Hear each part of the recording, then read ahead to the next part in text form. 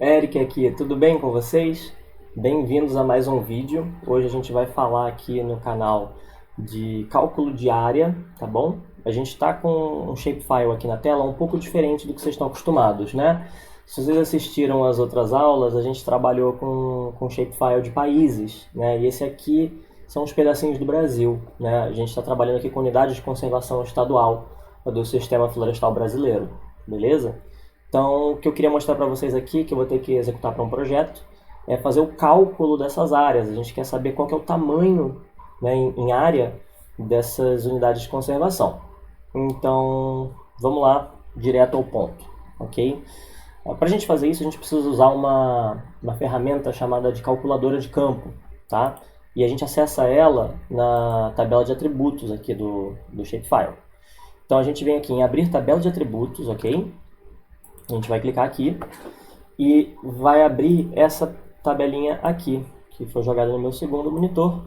E agora vocês podem ver. Ele transforma toda aquela informação que está desenhada do shapefile em uma planilha com todos os, né, onde cada linha corresponde a um polígono que está na tela, ok? E aí a gente tem aqui os diversas unidades de conservação. O que a gente pode fazer aqui? Umas funcionalidades bacanas para ensinar para vocês.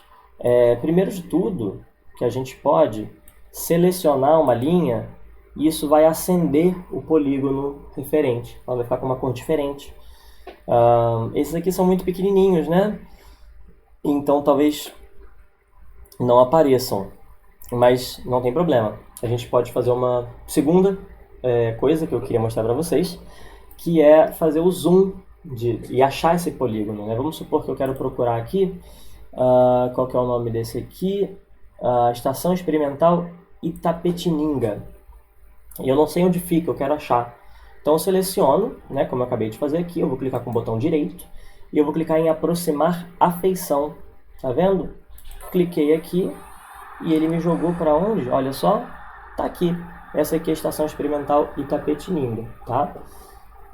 Vocês podem se perguntar aqui, né, que tem dois polígonos, na verdade, que estão acesos, né, que estão em amarelo. Isso é por conta de uma forma que você tem de organizar o seu shapefile. Ele pode ser multipartes ou parte simples, né? Para quem está com software em inglês, vai ser single parts ou multiparts. E aqui no caso da forma que ele está organizado, esses dois polígonos têm o mesmo nome, né? Estação Experimental Itapetininga, e então eles vão ocupar a mesma linha na nossa tabela de atributos, ok? Então isso é uma função bacana de se saber aqui. E a gente também pode clicar aqui em cima para organizar isso por ordem alfabética, por exemplo, ordem crescente ou decrescente, né? No caso aqui no ID deles. A gente tem uma série de funções. Mas não era nada disso que eu queria mostrar para vocês. Eu acabei falando um pouco a mais. A gente quer ver aqui como fazer o cálculo de área, certo? Então, a primeira coisa que a gente tem que fazer é vir aqui para este botãozinho aqui, que é o botãozinho da calculadora de campo, tá? E eu vou clicar nele aqui, ele vai me abrir uma nova janela, como vocês podem ver aqui, ó, calculadora de campo. E aí, né, como eu selecionei aqui atrás, eu recebi esse aviso aqui que ele vai atualizar apenas uma feição selecionada. Não é o que eu quero fazer o de todas as unidades de conservação, então eu vou desmarcar isso aqui. Vocês têm que analisar o caso de vocês. Se fizer sentido fazer o cálculo para todas as unidades de conservação, vocês também têm que desmarcar. Se não, você pode deixar marcado. Eu poderia selecionar várias e abrir a calculadora de campo, que ele ia executar a mesma operação para 5, 6, né, dependendo de quantas eu selecionasse. Mas tudo bem. Então eu venho aqui, eu quero que essa informação seja salva em um novo campo ou em um campo existente. Como eu não calculei isso antes, eu vou colocar que eu quero um novo campo, ok? Vou colocar aqui o nome do campo, eu quero que seja a área, tá bom? E eu vou colocar aqui o tipo de número que eu quero, né? Lembrando que os números inteiros, eles não têm vírgula. Então essa área ela vai ser um pouco arredondada, digamos assim. Um pouco não, né? Completamente arredondada. E eu quero a área exata, eu quero a área com casa decimal. Então eu vou escolher aqui número decimal ou número real, como é chamado, tá? As outras opções de baixo não fazem sentido para a gente, porque é texto, né? Eu quero fazer um cálculo matemático, eu não vou usar letra. E eu não quero uma data, também não faz sentido para mim. Então, vou colocar aqui real. E aí a gente especifica aqui quantos espaços vai ter para os números antes da vírgula e depois da vírgula, tá? 10 números é bastante coisa, né? Normalmente a gente não precisa mexer. Vamos pensar aí quanto seria isso. 1 milhão são 6 zeros, né? Então, assim, seria uma área muito absurda se tiver 10, né, para além da vírgula. Então, eu vou deixar 10, eu não vou mexer nisso.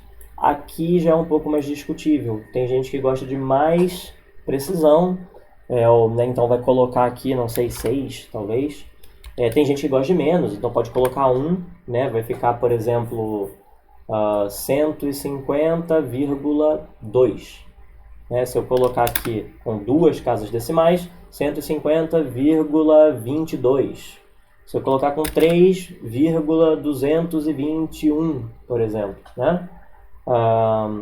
Eu vou deixar 3 para mim me atende. E o legal de deixar mais casas decimais é que se eu quiser cortar as casas depois, eu posso. Agora eu não consigo fazer o contrário. Então, se eu cortar aqui as casas decimais e eu quiser gerar essas casas, né, botar 3, 4, 5 casas decimais, eu não vou conseguir. Então, 3 é um número que, pela minha experiência, funciona bem para mim, atende as minhas demandas, atende o meu cliente, tá bom? Então, coloquei aqui e aí eu vou escrever a fórmula para área, para o cálculo de área, né? A gente, por sorte, a gente não precisa saber muito de geometria para fazer isso, porque se a gente fosse calcular a área com as regras de geometria, ia ser um pouco complicado, né? A gente teria que quebrar todas as fronteiras em polígonos e aplicar regras específicas. O QGIS ele já tem uma função chamada área. Então a gente pode colocar aqui área, né? E ele vai me dar essa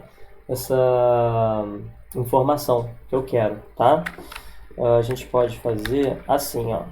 Eu coloco sempre um cifrão antes, porque eu quero que ele faça esse cálculo separadamente, linha a linha, tá bom? Então, por exemplo, se eu não colocasse aqui, ele nem consegue, ele não entende isso aqui. Eu preciso colocar para o cálculo de área o cifrão para especificar isso, ok? Aqui embaixo a gente já consegue ver a resposta, né? Lembrando que ele não aplica, por exemplo, aqui a regra que eu coloquei da casa decimal, é porque ele está dando só uma previsão, né? Ele está dando um cálculo ali meio imediato. Depois ele vai formatar essa resposta dele. Mas a gente já consegue ver se tem alguma coisa errada. Como, por exemplo, quando eu esqueci aqui o cifrão, ele vai dar a expressão inválida, né? Ele não funciona. Se eu escrevesse área diferente, por exemplo, ele não iria entender. Então é bom que a gente já vê se vai dar certo. E a gente consegue aqui muito rapidamente olhar especificamente para alguma área. Se a gente quiser alguma unidade de conservação, a gente pode tanto ir passando por aqui, quanto procurá-la ali na lista, tá? Como para mim eu quero saber todas, eu não vou ficar olhando isso aqui, eu vou só apertar OK. Estou bem em OK. Ele vai tomar um tempinho aí para fazer o cálculo de todas as áreas e pronto, ele já calculou para a gente. Eu venho aqui, ó, ele vai estar lá no final e está aqui a área das minhas unidades de conservação. Espero que vocês tenham gostado. Não se esqueçam de curtir, de compartilhar, de salvar. Tudo que vocês puderem ajudar aí é ótimo. Valeu!